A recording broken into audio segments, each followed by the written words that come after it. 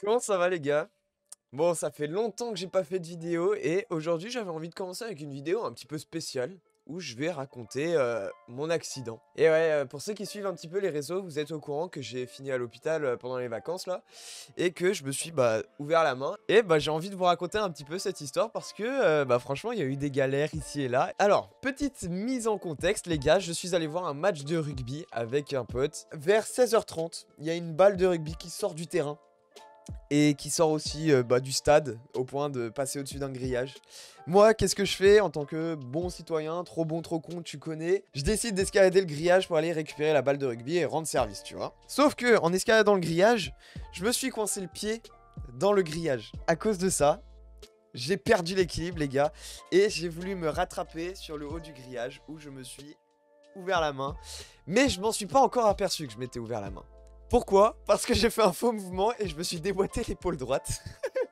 Donc ouais, pas de bol, je me suis déboîté l'épaule droite et je me suis ouvert la main simultanément. Sauf que, après ça, j'atterris, j'ai mal à l'épaule.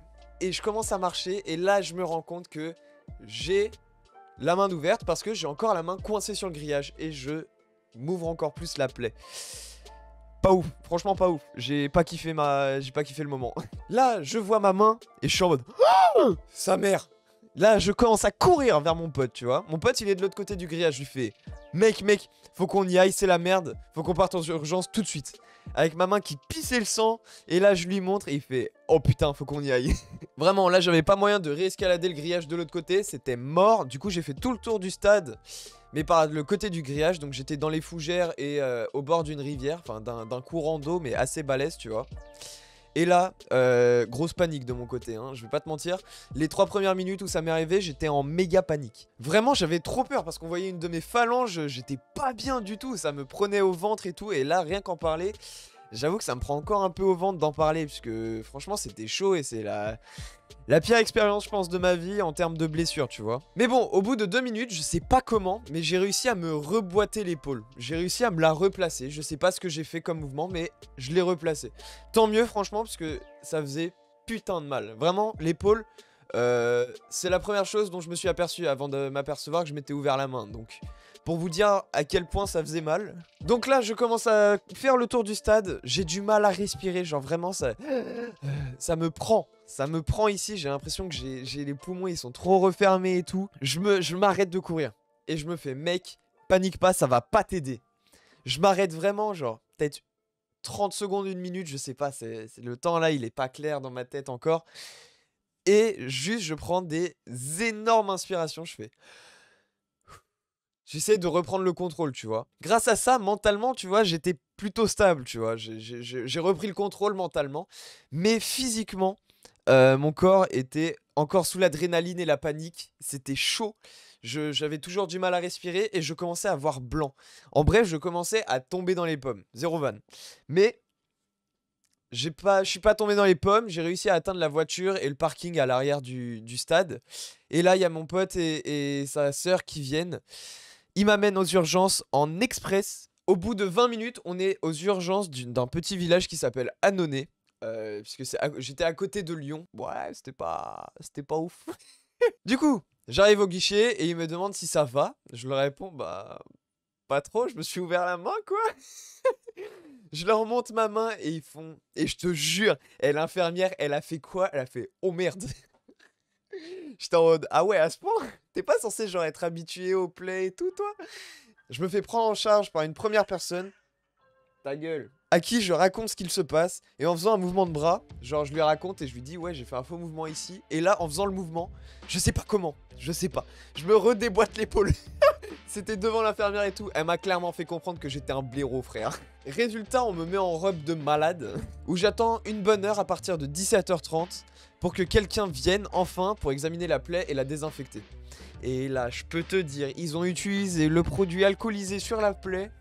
Oh, j'ai méchamment dégusté. Oh, j'ai eu mal. Après ça, du coup, on m'a fait une radio par rapport à mon épaule principalement, mais ma main aussi. D'après la radio, il y avait rien à signaler, donc ça, c'était cool. C'était déjà un peu rassurant, tu vois. J'attends qu'on m'opère, mais ils me disent autour de 19h que la plaie est trop profonde et qu'on peut pas m'opérer ici, tu vois. Du coup, ils me disent qu'ils ont contacté les urgences de Lyon et j'ai rendez-vous demain là-bas. Ils me disent aussi que du coup, je ne peux pas manger à partir de minuit ce soir. Je ne peux pas manger et je peux pas boire. Bon, compliqué, tu vois. Et là, je suis en mode...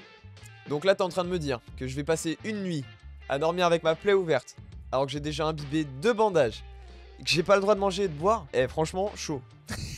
Tendu, les gars. Résultat, j'appelle ma pote pour qu'elle me récupère. Je passe une nuit chez elle, tranquille, tu vois. Non, pas tranquille du tout, frère. Je galérais, tu vois. Je galérais de fou. Pour changer les bandages, je voulais pas qu'elle le fasse parce que je voulais pas qu'elle voie la blessure et tout. Franchement, c'était pas beau à voir du tout, tu vois. Et du coup, je voulais le faire moi-même pour pas que ça... pour pas déranger qui que ce soit, tu vois. Et là, arrivé vers minuit, tu vois, il y a ses parents qui étaient en week-end en Italie. Et là, ils arrivent, ils voient juste un blaireau avec la main ouverte chez eux. Ils sont en mode, t'es qui, toi? Et eux, du coup, ils ont très vite capté que j'étais un bolos, tu vois, du coup. Meilleure première rencontre, c'est cool. Résultat, je passe une nuit, la plaie ouverte. Et à 3h du mat à peu près, j'appelle enfin mes parents pour leur dire ce qui s'est passé. Parce qu'avec le décalage horaire avec Hong Kong, tu vois, ils dormaient et je voulais pas les paniquer. Et de base, je pensais que j'allais me faire opérer le jour même, tu vois. Sérieux, la seule fois où ils font grasse mat, quoi. Ils se sont réveillés, il était 10h. J'étais en mode, oh putain, s'il te plaît, réveille-toi. Je dors la plaie ouverte et réveille vers 7h30 pour se préparer et aller sur Lyon. Je prends une douche, je suis comme ça, frère. Tu vois, j'ai le bras, il est en dehors de la douche et je suis comme ça, là. J'étais en mode, yes. Avec la main qui saignait toujours, mais t'inquiète. Et là... On arrive à 9h30 aux urgences de Lyon. Et là, ça commence à être un bordel, mais un bordel monstre. Mais hey, c'est chaud. Pendant une demi-heure, je cherche le bon pavillon. J'arrive au pavillon A, et là, ils me disent, ouais, faut que vous alliez au pavillon H. Je vais au pavillon H, je leur dis bonjour, j'ai rendez-vous, tout ça, tu vois. Ils me disent, vous n'avez pas rendez-vous, revenez demain. Ah, frérot, oh là là, là, j'ai pété un câble. J'ai pas mangé, j'ai pas bu. On m'a dit que j'avais un rendez-vous. Bah frérot, je lui ai montré ma plaie, je lui ai fait « Aidez-moi s'il vous plaît !» Vraiment, il a dû regarder ma plaie, genre 2-3 secondes, il a fait « On va vous prendre en charge. » Et là, il a fait « Mais d'abord, faut que vous alliez au pavillon A faire un test PCR. » J'étais en mode « Frérot, tu crois que j'ai que ça à foutre là ?» Du coup, c'est ce que j'ai fait. Je suis allé au pavillon A, j'ai fait un test PCR. Et c'est vraiment la seule fois où ils ont voulu bien faire ce putain de test. Ils m'ont perforé le crâne, sérieux. Mais en plus de ça, j'ai eu à attendre 3 heures pour les résultats, tu vois. Du coup, vers 13h, je retourne au pavillon H.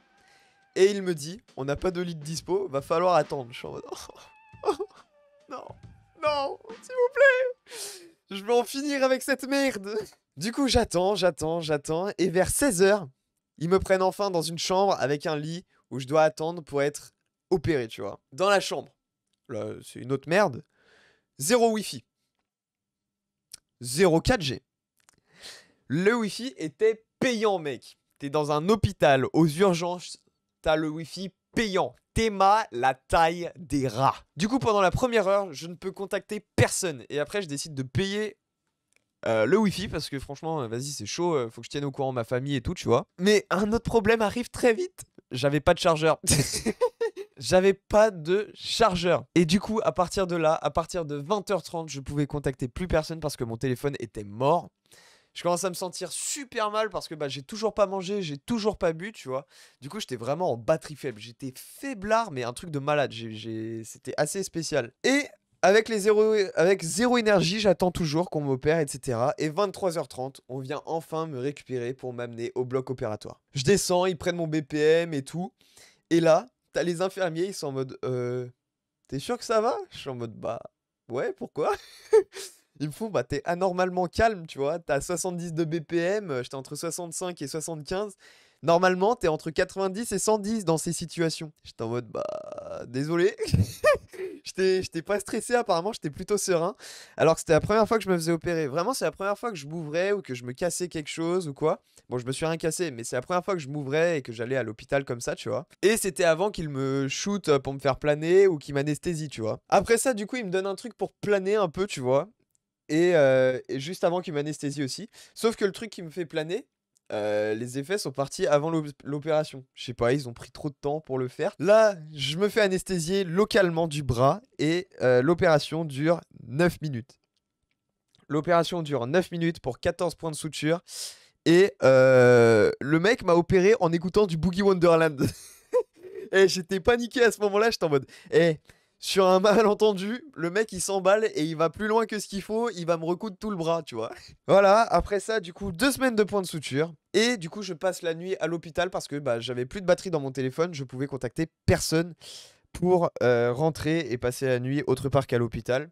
Résultat, le lendemain, bah, je me casse. Je me casse vers 11 h.